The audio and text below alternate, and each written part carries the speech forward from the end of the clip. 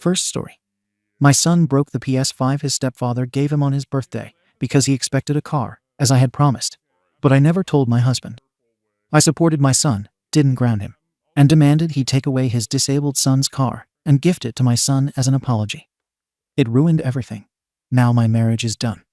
I'm posting here because I can't tell if I finally said the quiet part out loud, or if I completely overreacted and made everything worse. I 38F have been married to my husband Jack 41M for 3 years. This is a second marriage for both of us. I have a 16-year-old son, Liam, from my previous marriage. Jack has an 18-year-old son, Ethan, from his.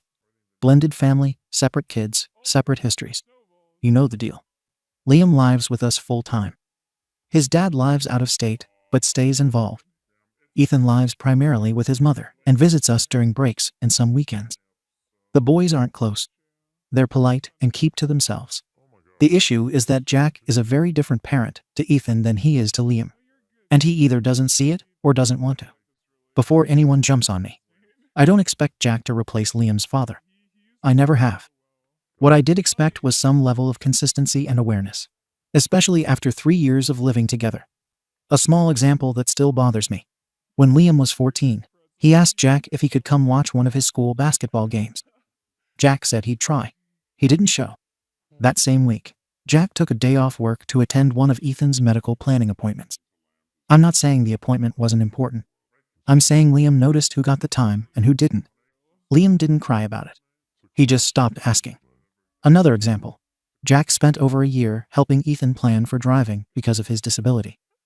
Liam asked Jack once if he'd help him practice when he turned 16. Jack said, "Let's talk about it later." They never did. Again, nothing dramatic. Just quiet patterns. A couple of months ago, Ethan turned 18. His mom hosted the birthday party. I did not attend, and that was my choice. Jack went alone. When he came home that night, he told me he bought Ethan a car. I was caught off guard, mostly because this wasn't discussed at all. Jack explained that Ethan needs it due to his disability, and because he'll be commuting to college. He showed me pictures. It was a nice, reliable used car. I didn't argue. I didn't say it was unfair. But something about it stuck with me, especially given everything else. Liam found out a few days later through social media. He showed me the post and said, "Cool." Then he handed my phone back and went to his room. That was it. Fast forward to Liam's 16th birthday approaching. Jack mentioned casually that he already had Liam's gift handled. He didn't say what it was. I didn't ask. In my head, I made assumptions I shouldn't have. But they didn't come out of nowhere either. 16 is a milestone. Jack had just bought his son a car. Liam had been talking about driving nonstop. It didn't seem like a leap. I didn't promise Liam anything. But I didn't shut the idea down when he brought it up. I let myself believe Jack would be consistent. The day of the party, everything seemed normal. When Jack handed Liam the gift, it was a box. Not big. Liam opened it and found a gaming console. He tried to smile, but it cracked almost immediately. He said thank you, stood up, and walked to his room. He shut the door hard enough that everyone noticed. The party died within minutes. Jack stood there looking genuinely confused and asked me what just happened. I asked him if he seriously didn't know. He said no. So I told him Liam had been expecting something like a car, especially after Ethan got one. Jack's face changed, and not in a good way.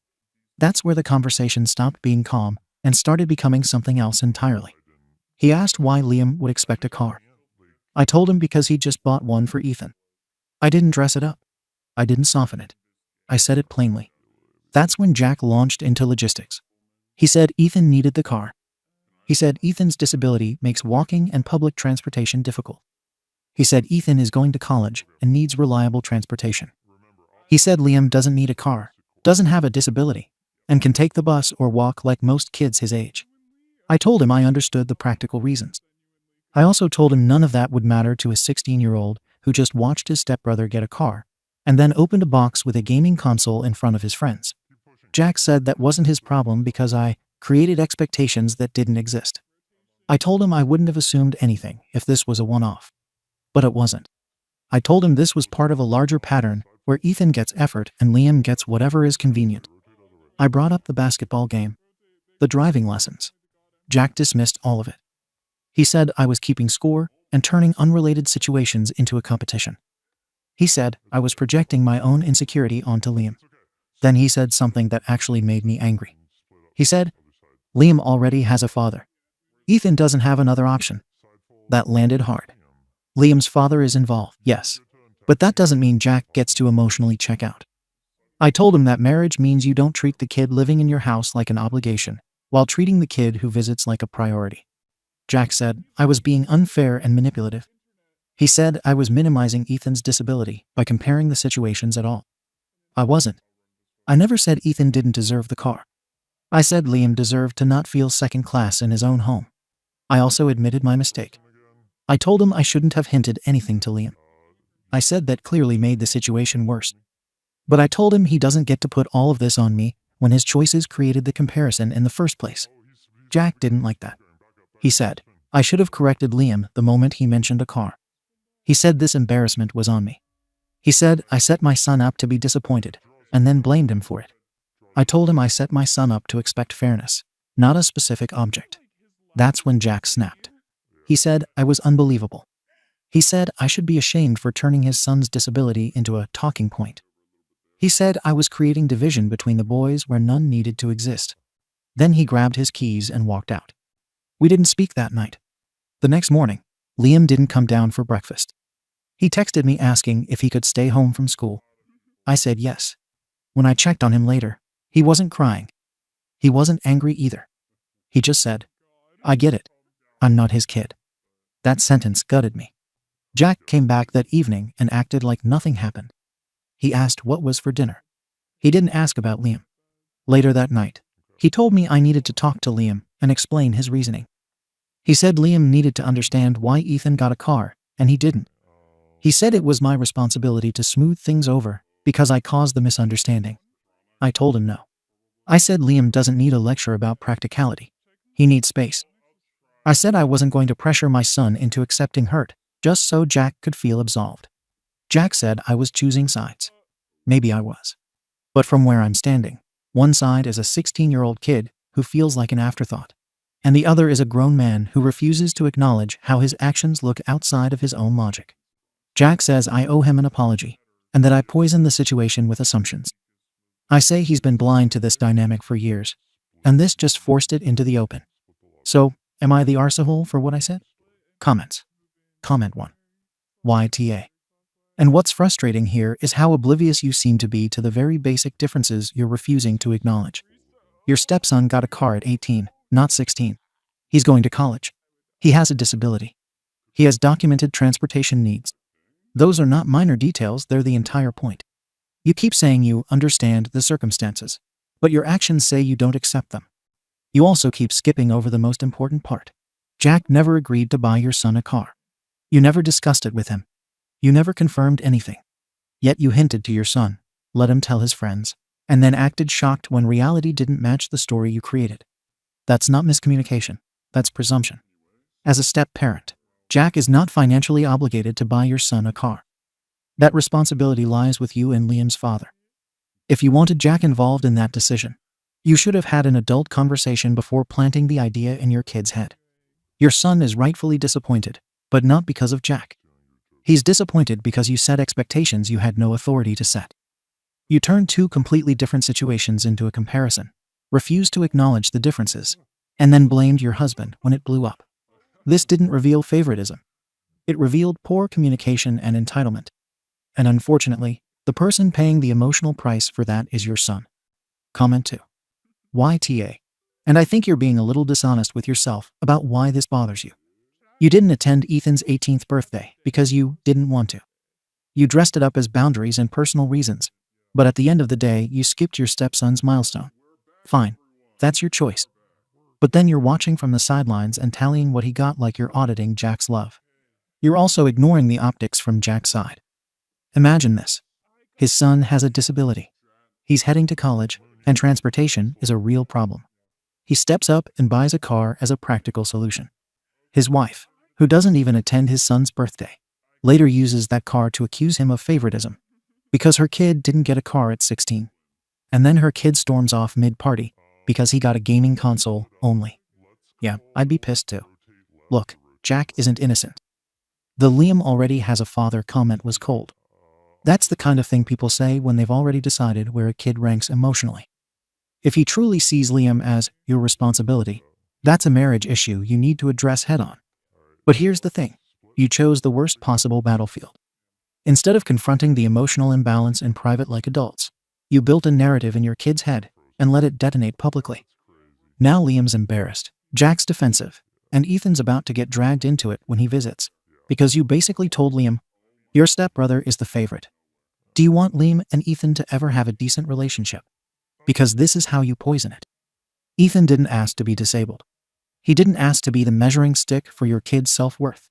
And you're turning his accommodation into a jealousy trigger. If you want to fix this, stop using car versus console as the symbol. Start talking about time, attention, and the stuff Jack can actually change without buying his way out. And please, for the love of God, stop hinting SHT to your kid that you didn't confirm. That's how you create heartbreak on purpose, and then pretend it happened to you. Comment 3. Why on earth are you acting like your husband was supposed to buy your kid a car? That's not how this works. Your son has 2 parents, you and his father. If a car was on the table, that conversation should have happened between you, Liam's dad, and maybe Jack after you actually talked to him. Instead, you just decided it was happening. Jack bought his son a car at 18, not 16. That alone matters. College is different from high school. Needing transportation to get to classes is different from wanting to drive around with friends. Jack didn't even buy Ethan a car at Liam's current age, but you somehow turned this into favoritism. And let's be real here. Your son expected a car because you put that idea in his head. Full stop. Jack didn't promise it. Jack didn't imply it. You did. Then when it blew up, you pointed the finger at him like he failed some invisible test. Your husband is not obligated to buy your child a vehicle. That responsibility falls on you and Liam's father. Expecting Jack to just step in financially without a conversation is wildly entitled. You didn't just set Jack up to fail, you potentially damaged his relationship with Liam by making him the bad guy for a promise he never made. Of course your son is disappointed. But that disappointment should be directed at the person who built the expectation, not the person who showed up with a perfectly reasonable gift. Update. Hi again. I'm not going to pretend this resolved cleanly, or that everyone behaved well. It didn't. The morning after Liam's birthday, Jack tried to act normal. That alone set the tone wrong. He didn't ask about Liam, didn't acknowledge the blow-up, and just went about his routine. I asked him to talk that evening when we were both home. He agreed, but it was the kind of agreement where someone is already bracing to defend themselves. Liam came downstairs before that conversation happened. He hadn't touched the gaming console. It was still in the box. Jack saw it and said something like, he can at least try it before deciding he hates it. That's when everything went sideways. Liam said, very flatly, I don't want it. Jack told him that was ungrateful. Liam snapped back that Jack never cared whether he wanted anything in the first place. Jack told him that wasn't true. Liam laughed. Then Liam picked up the console box and dropped it. The box split. The console inside cracked. It wasn't an accident. Jack shouted. I shouted. Liam shouted back. Liam yelled that Jack never cared about him, that everything Jack did was for Ethan, and that the console was proof that Jack didn't take him seriously. He said he wanted a car, and that he deserved one just as much as Ethan did. He said he'd been stupid for thinking Jack would ever treat him like a real son. Then he said he was leaving the second he turned 18, and no one would be able to stop him. I'm not going to lie, I thought his reaction was over the top in the moment. Breaking the console crossed a line. Demanding a car crossed a line.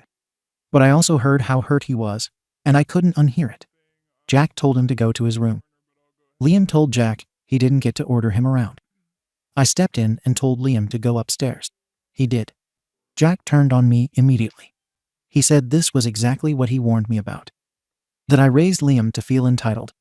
That I poisoned him against Ethan. That now Liam was demanding property like Jack owed it to him. I told Jack he was missing the point. I said Liam didn't break the console because he wanted a car, he broke it because he felt humiliated and disposable. I told him this didn't come out of nowhere, and that he had contributed to it for years by keeping Liam at arm's length. Jack said, I was rewriting history to excuse bad behavior. That's when I demanded he do something to fix it.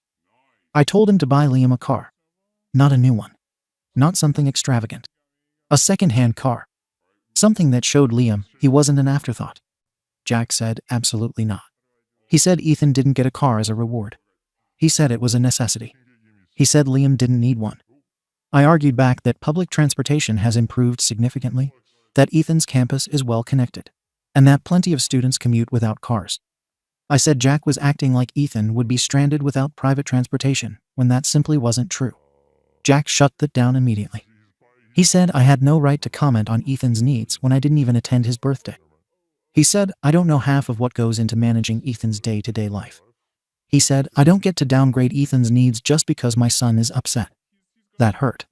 But it also exposed something I hadn't wanted to admit. I have been resentful of Ethan. Not openly, not consciously in a way I was proud of. But it was there. I skipped his birthday because of his mother, yes. But also because being around Jack and Ethan together makes me feel like a guest in my own marriage. I don't like how easily Jack shows up for him. I don't like how effortless it seems. That doesn't make my behavior right. It explains it. The argument kept escalating. Jack picked up the broken console and said this was exactly why he doesn't mix finances when it comes to my son. He said from now on, he was done paying for anything related to Liam. No extracurriculars. No big gifts. No stepdad gestures. He said he'd cover shared household expenses only, and everything else was on me and Liam's father. Then he left the house with the broken console. He didn't come back that night. Liam refused to speak to either of us after that. I tried to talk to him the next day. I offered to teach him to drive myself. I said we could figure something out together. He told me he didn't want my pity now. He said if he had to beg for fairness, it wasn't worth it. Then he went back to his room and shut the door. That was worse than the yelling. Jack and I finally talked the following evening. It wasn't productive. He doubled down on his boundaries. He said he felt attacked, manipulated, and accused of being a bad father for doing what he thought was best for his son. He said he refuses to be guilted into buying his way into Liam's approval. I told him that refusing to engage at all was going to permanently damage his relationship with Liam. He said that relationship might already be beyond repair, and that wasn't entirely on him. That's when it hit me that this marriage has been built on avoidance. I avoided Ethan's birthday. Jack avoided bonding with Liam. We both avoided hard conversations until they exploded. I also had to face something ugly about myself. I told myself I was defending my son. In reality, I was also nursing a quiet resentment towards a kid who didn't do anything wrong. Ethan didn't ask for his disability. He didn't ask for a car. He didn't ask to be the standard my son measured himself against. Some of the anger I aimed at Jack was easier than admitting. I felt sidelined and insecure. None of that excuses what happened. Liam is still hurt. Jack is still distant. There's no dramatic resolution yet, just a lot of damage control and uncomfortable truths. I don't know if Jack and I can rebuild from this without addressing the patterns we both ignored. I don't know how to help Liam feel valued without feeding entitlement. I do know that pretending this was just about a gift would be lying to myself. Comments. Comment 1. Jesus. This update is a mess, but it's a predictable mess. Liam breaking the console wasn't about the console. It was a tantrum, yes, but it was also a kid having an emotional car crash because he's been stewing in this hierarchy for years, and you've basically been narrating it for him. You fed the storyline, Ethan got a car, so you'll get one too. Let him repeat it to friends, then acted surprised when humiliation turned into rage. That said, Jack handled this like a robot with a wallet. Needs versus wants is a legit distinction, but he uses it as a shield, so he never has to answer the real complaint. He doesn't show up for Liam. And the Liam already has a father line is cruel. You don't marry into a kid's life and then treat him like a roommate that came with a lease. Where you lost the plot entirely is the public transport argument. You basically tried to logic Ethan's disability away. You may not have meant it like that, but that's what it sounds like. Like you were shopping for reasons Ethan shouldn't get what he got. That's resentment talking. Now Jack's "I'm done paying for anything for Liam" move is also toxic. That's him punishing a child to win a fight with you. He's not setting boundaries, he's slamming doors. Congrats, you both created the exact dynamic Liam fears. He's not really part of this family, and everyone's proving it in real time. You need to stop using cars and consoles as symbols. The repair here is time, respect, and clarity. And you need to actually parent Liam through his behavior, because breaking SHT to demand a car is not hurt. It's unacceptable. Hold that line while validating that he feels rejected. Both can be true. Comment 2. This isn't an Ada situation anymore. This is a blended family failure cascade. From Jack's side, he's operating like Ethan is his dependent and Liam is your dependent. That's not automatically evil, but it's incompatible with the emotional closeness you expected. The problem is he never communicated that framework honestly. He's been doing minimal step parenting while you've been hoping for bonus dad. Those are two different contracts, and you're now litigating it through gifts.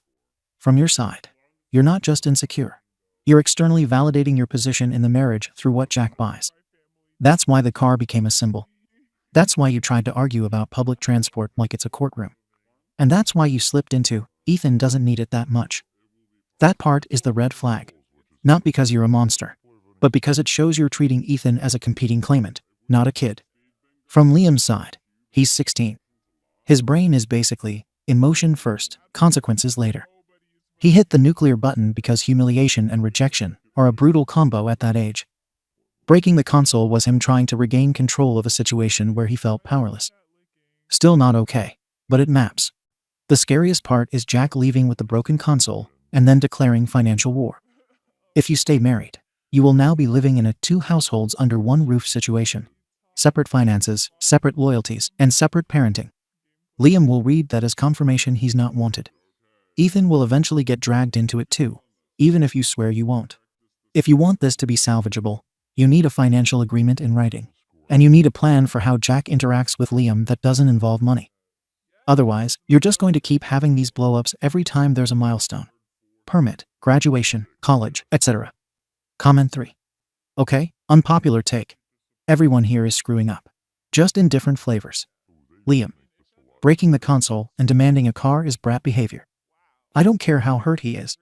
That's, I didn't get my way, so I'll smash SHT. Not cute. That needs consequences, not a sympathy parade. Jack. I'm not paying for anything for your kid ever again, is a DCK move. Also, the way he just walked out with the broken console like a trophy. That's petty. He's acting like the victim, while he's actively detonating the household stability. You're trying to pretend you were just defending Liam, but you finally admitted the truth: you resent Ethan. And yeah, your public transport is better now argument was you trying to downgrade a disabled kid's needs because it benefits your kid. You might not like hearing it that bluntly, but that's what it was. You can dress it up as logic, but it's resentment with a spreadsheet. And this part? I feel justified in hating my stepson. No, absolutely not. Ethan didn't break your marriage. He's just existing. And you're using him as the emotional punching bag for your feelings about Jack and his ex. If you want a real fix, stop arguing about cars. Deal with what's actually happening. Jack doesn't want to be a parent figure to Liam. And you married him anyway, hoping it would change. Liam has been picking up on that for years. Now he's acting out because the illusion snapped. Right now, Liam's counting the days until 18. Jack's counting dollars. And you're counting grudges. That's the situation. If you don't change the fundamentals, this is going to end with Liam gone, Jack resentful, and you wondering how it all got so bad. Update. I didn't expect things to implode after my last post. They didn't. What happened instead feels worse in some ways. Everything just started decaying quietly. Jack and I stopped arguing because every argument was clearly pushing us closer to something neither of us wanted to name. The house became careful, polite, empty in a way that's hard to explain unless you've lived it. About a week after the console incident, I tried one last thing that I knew was desperate even as I said it. I told Jack that if the car situation was too hard for him to reverse with Ethan directly, I could talk to Ethan myself. Not to demand the car back outright, but to ask whether he actually needed it full time, or if there was any flexibility. I framed it carefully. I wasn't proud of it, but I was trying to salvage something for Liam without turning it into another blow-up. Jack shut it down immediately. He said under no circumstances would I involve Ethan. He said the car was not up for discussion. He said the fact that I even suggested it proved I didn't respect boundaries. That was the moment I realized the marriage wasn't just strained, it was calcified. There was no room left to negotiate, only lines I wasn't allowed to cross. A few days later, I made a decision on my own. I bought Liam a second-hand car, paid for entirely by me. I didn't ask Jack. I didn't tell him until after. Liam didn't jump for joy. He thanked me quietly. He said he appreciated it, but he also said he didn't want the car to be a replacement for what happened. He said he still felt like he was treated differently, and the car didn't erase that. Then he asked about the console. He said something like, I didn't even ask for it. But it was still supposed to be mine. Can I get it back? That caught me off guard. Liam hasn't been much of a gamer lately. He said he'd grown out of it. That gaming felt like something he used to do when he was younger. But he also said the console was still his gift. And the way it disappeared made him feel like even that was taken from him. So I asked Jack. Jack told me, casually, that he gave it away. He said it was broken, and he didn't see the point in keeping it around. He said it like he was talking about throwing out old furniture. I don't think Jack realized how much damage that did. Liam didn't cry when I told him. He just went quiet. He said, "Oh," and that was it. The look on his face wasn't anger. It was disbelief. Like he was finally understanding exactly how disposable he was in Jack's mind. I was furious. But I didn't yell. I knew if I did, whatever was left between Jack and me would collapse completely. So I swallowed it. I told Jack that was hurtful. He shrugged and said he wasn't going to tiptoe around a teenager's feelings forever. After that, things became transactional. Jack followed through on what he said earlier. He stopped paying for anything related to Liam. No school expenses. No gas money. Nothing. He paid his share of household bills and nothing more. I picked up the rest. It was stressful but manageable. What wasn't manageable was the message it sent every single day. Liam noticed. Of course he did. He started working more hours at his part-time job. He stopped asking for rides. He stopped asking for anything, really. When I tried to talk to him about how he was feeling, he turned it back on me. He asked why I expected Jack to care in the first place. He asked why I married someone who was so clear about where he stood. That hurt more than anything Jack said. Then Ethan came home for the holidays. I told myself I would stay neutral. I meant it. I reminded myself repeatedly that none of this was his fault. I cooked. I smiled. I kept conversations surface level. Liam stayed mostly in his room or went out. Jack acted like everything was fine. On the second day, Ethan pulled me aside. He asked why Liam and I were so distant. He asked if he'd done something wrong. He sounded genuinely confused. I don't know what broke in me, but something did. I raised my voice. I said he didn't do anything wrong, but that everything revolved around him, and always had. I said maybe he didn't notice, but some people in this house were always optional. The words came out faster than I could stop them. Ethan didn't argue. He didn't defend himself. He didn't even look angry. He just stood there and listened. When I finished, he nodded once and walked away. I locked myself in the bathroom and cried. I hated myself for unloading years of resentment onto a kid who didn't deserve it. I went to him later and apologized. I told him none of this was his fault. I told him I was wrong. He listened. He said nothing. Jack and I barely talk now. When we do, it's logistical. He knows I'm unhappy. I know he's done compromising. We're both avoiding saying what this probably is. I've started looking at my finances closely. Not because I've decided to leave, but because I need to know what leaving would actually look like if it comes to that. I've also started therapy on my own. Liam has stopped talking about the future entirely. That scares me more than his earlier anger. He's counting down to 18 quietly, like it's an exit plan. I don't know if this marriage can survive honesty. I don't know if it should. I do know that this didn't end in one big explosion. It's ending in a series of small choices, missed chances, and silences that keep getting longer. Comments. Comment 1. I'm going to be real with you. You're doing that thing where you keep grabbing the nearest object, car, console, transit arguments, because you don't want to look at the actual ghost under the bed. The ghost is, Jack doesn't want to be a stepdad. Not in practice. Not emotionally. Not even in basic respect terms. Because who the hell gives away a kid's gift like it's trash, and then shrugs? That's not setting expectations. That's him saying, I don't care. And you've been running a slow burn resentment campaign against Ethan in your head. You can say, it's not his fault, until you're blue in the face. But the fact you snapped at him within 2 days tells me your neutrality was performative. You were white-knuckling it. That doesn't make you evil, but it means you can't keep pretending you can live in this dynamic without it leaking out again. Ethan's silence after your apology is the most human thing in the whole update. He's probably thinking, cool, so I'm the reason your kid feels unwanted. And also you don't like me, and my dad is mad, and I'm supposed to just exist politely. What the hell is he supposed to say? No worries. He's 18, not your therapist. Also, your idea of offering to talk to Ethan about flexibility with the car was never going to land. Even if you meant it gently, It would have come off like you were trying to redistribute his accommodations to fix your household politics. Jack was always going to see that as you coming for his kid. Here's the blunt part. You're already separated emotionally. You're living with a guy who's punishing your kid financially and treating him as optional. Liam is already halfway out the door. And you're trying not to shout because you're scared the last thread will snap. But that thread is strangling everyone.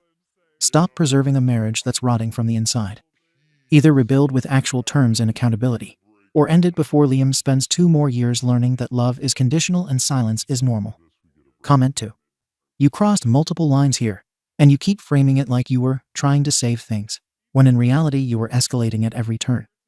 Offering to talk to Ethan about his car was wildly inappropriate. Full stop. That wasn't negotiation. That was you inserting yourself into his father-son dynamic because you didn't like the outcome. Jack was right to shut that down immediately. Buying Liam a car on your own, and then acting shocked that it didn't fix anything was predictable. You didn't buy peace. You bought a symbol that confirmed to Jack that money and comparison are how you handle conflict. And then you turned around and argued about public transport like you were cross-examining Ethan's needs. The worst part for me is Ethan. You yelled at him. A kid who walked into a tense house and asked what was wrong. You dumped years of resentment on someone who had zero agency in any of this, then cried, apologized, and expected that to undo it. Jack has his own issues, but you're not the innocent party here. You fueled comparisons, involved a teenager where he never should have been involved, and let your resentment leak until it exploded in the wrong direction. This update reads less like the slow death of a marriage, and more like death by 1,000 unacknowledged boundary violations, many of them yours. Second story. My fiancé's parents invited me to dinner, then kicked me out in the middle because I ate my entire baked potato they had served. Now my fiancé is calling me an arse. I 26mm am writing this after what I thought would be a nice dinner spiraled into a huge argument. For context, a few days ago my fiancé's 27F parents invited us over for dinner. The planned meal was a steak with a baked potato and green beans. I have been with my fiancé for 6 years, engaged for the last 2.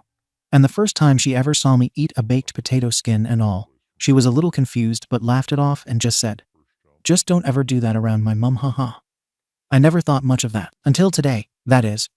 Dinner started off well, with general chit-chat about work and some discussion about football. I'm an Eagles fan, and her mum likes the Broncos, so there's always some playful banter there. The food comes out, they say a little prayer, and we start eating. Everything is fine until I start digging into the potato. Her father tilted his head a little and looked at her, but didn't say anything. The issue arose once her mother noticed and looked at me like I was the most disgusting and foul thing she'd ever seen. I didn't notice at first until she audibly made a gagging sound. Her mother then got up and ran straight to the bathroom. Both my fiancé and her father went to check on her, and I was left sitting there confused as hell. A few moments later, her dad came back and politely asked me to leave. I asked if something was wrong, and he calmly explained that, as I've been told before, his wife has some dietary issues, and part of that includes potato skins, and that seeing me eat my entire potato made her nauseous. I apologized and left. About 10 minutes later, as I arrive at the apartment, I get a call from my fiancé. I answer, and she immediately starts yelling at me, calling me an arse. I'm taken by surprise, as I didn't expect her to be so upset about this. I try apologizing, and she cuts me off, saying I'm inconsiderate and rude. I start to get upset, but before I can say anything, she says, "Whatever, we'll talk in the morning." I tried calling her back, and she sent me straight to voicemail. I've sent her multiple texts, but she has not read them. I really am confused as to if I'm really the Comments.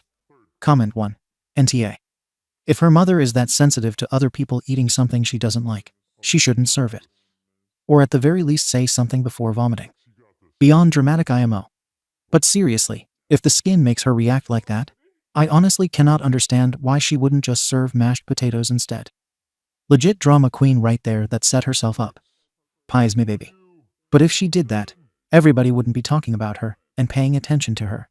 She might not be the center of attention for 5 minutes. Can't have that. Comment 2. NTA. What the actual F? If someone eating a potato skin causes her to vomit, perhaps she should not serve potato skins, FFS. A potato skin is the most nutritious part of the potato. The way your fiancé is behaving is out of line. How dare you eat the food my mum served you? GTFO, don't marry into this family. Comment 3. Please don't. They are unhinged. For real. Drama factory. Also, if the fiancé knew that eating potato skins would make her mother vomit and hate her partner, why the actual F wouldn't she tell him beforehand? She set him up to fail and then yelled at him about it. And another thing. I always eat my entire potato. Eating your whole plate was always the rule in my house. Not eating the skin seems weird and entitled to me. Comment 4. NTA. But OP, you should be seeing some serious red flags. I would not marry her. Or at least not until a year of couples therapy. And you are 100% sure your relationship is healthy. 1. She could have told you why her mum would react badly if you ate potato skins before you ate dinner with her parents. 2. Her mother could have served a meal without potato skins, mashed potatoes, or even fries in the air fryer. 3. When her mother acts crazy, your fiancé gets angry at you and blames you. If you marry her, you better brace yourself for that pattern of behavior. Update. Okay, I know that maybe y'all weren't expecting an update, but here we are. To start off, to the handful of people saying this is fake, I don't know, man, I wish it was fake, but I can't really do much to change your minds. Second, I saw a few people ask about the steak. It was amazing.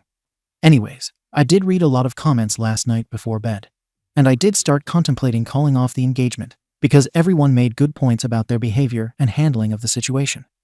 I decided to sleep on my thoughts, and this morning I woke up to a couple of texts from my fiancé, her father, and her mother. Her mother actually apologized and asked me to call, so I did. When she answered, she sounded like death and proceeded to apologize again and explained that all day yesterday she'd felt a little off, but kept a brave face as she didn't want anyone to worry. Turns out she has the flu. She kept apologizing profusely and said she was indeed a little grossed out by seeing me eat the potato skin because she'd never seen anyone else do that. But she wasn't going to yuck my yum had it not been for the sickness. Apparently after running off she did indeed vom. But she also felt extremely weak and got the chills. It was so bad she went straight to bed. She also told me that she talked to my fiancé this morning, and that there was a reason she lashed out at me so badly. Turns out, I'm going to be a father. Her mother explained that my fiancé brought her a light breakfast, and they sat talking about what happened at dinner. During the conversation, my fiancé apparently knocked over a teacup and became overly distressed and started to tear up. This prompted her mother to question if she could be pregnant. After a quick stop at the pharmacy and 4 pregnancy tests later, she was right. Which honestly does explain her moods being different this past week. I don't want to be a stereotypical man, but I kind of assumed it was her period.